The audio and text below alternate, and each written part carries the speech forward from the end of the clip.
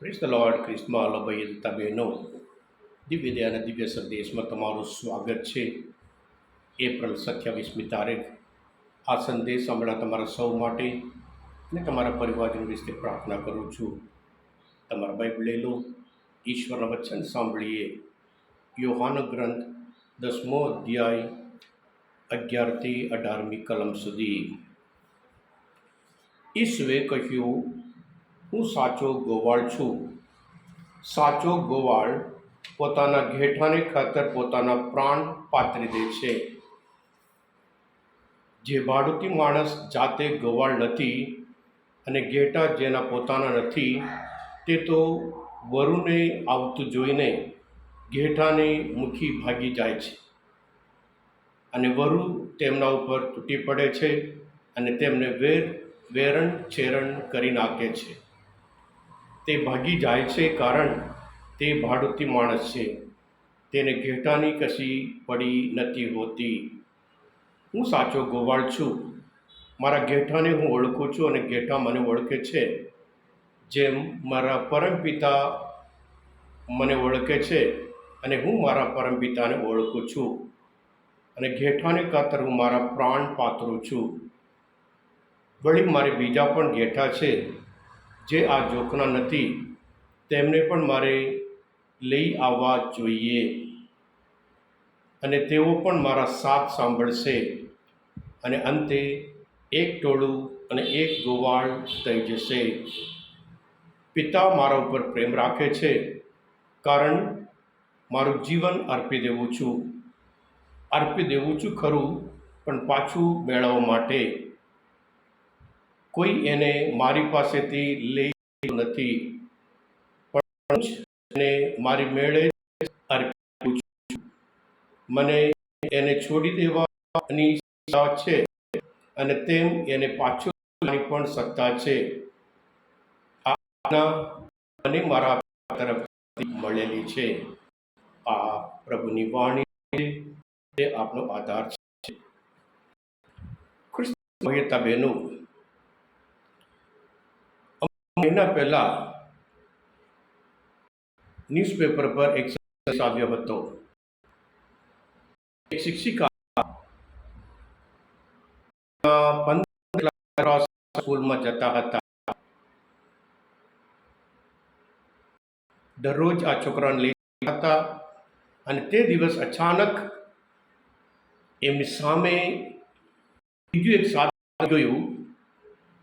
એટલે વાહન બચાવવા માટે ડ્રાઈવર બીજા ડ્રાઈવરમાં લઈ ગયા. પરિણામ એ આવ્યું, વાહન ડ્રાઈવર, શિક્ષિકા, 15 છોકરાઓ એક તળાવમાં પડી. થોડીમાં શિક્ષિકા બેન બહાર આવ્યા. એમને તરતા આવડતું હતું. ઉપર જોયું, કોઈ છોકરાઓ દેખતા નહીં.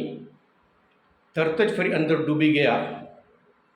એક પછી એક છોકરા, એમ 13 છોકરાઓને બહાર કાઢી લાવ્યા હતા, અને પછી 14મો છોકરાને બચાવવા માટે અંદર ગયા તો ગયા, પાછા આવ્યા જ નહીં. આ એક ગોવાળ છે. એક સાચા શિક્ષિકા છે. પોતાના છોકરાઓને બચાવવા માટે પોતાનું જીવન અર્પી દીધું હતું. ખ્રિસ્તમાં ભયતા બહેનો, આજે પ્રભુ ઈસુ સાચા ગોવાળ પોતે છે. એ કેવી રીતે છે એ પણ સમજાવે છે. એ ઘેટાને સાચવે છે, અને જ્યારે જોખમ આવે, ગોવાળ પોતે આગળ જતા હોય છે. પણ ભાડુતી માણસ તો ભાડુતી માણસ છે. જ્યારે જોખમ આવે, એ પડતું મૂકીને જાય, કારણ ઘેટાને એને કશી પડી જ નથી. યોહાન ગ્રંથ 13 જેમ આપણે જોઈએ છીએ, પ્રભુ ઈસુ જે પોતાના હતા એમના ઉપર સદા પ્રેમ રાખતા હતા. પ્રેમનું પરિણામ આખી માનવ જાતને બચાવવા માટે પ્રભુ ઈસુ આ પૃથ્વી પર આવ્યા હતા. એમના ઉપર કોઈ હાથ મૂકી શકે નહીં. એટલે આજના શુભ સંદેશમાં એ પોતે કહે છે, હું સમર્પિત કરું છું જીવન, પણ ફરી પાછું મેળવવા માટે, એટલે આપવા માટે અને પાછું લેવા માટે પિતા પરમેશ્વરે એમને એ સત્તા આપી હતી. જેવી રીતે પિતા એમને ઓળખે છે અને પ્રભુ ઈસુ એમના ઘેટાને ઓળખે છે. આખી માનવ જાતને બચાવવા માટે પ્રભુ ઈસુ વધસ્તંભ પર મરી ગયા,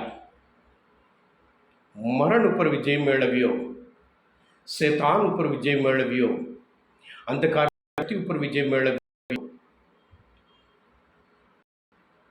અને પછી સજીવન થયા, પુનરુત્થાન પામ્યા.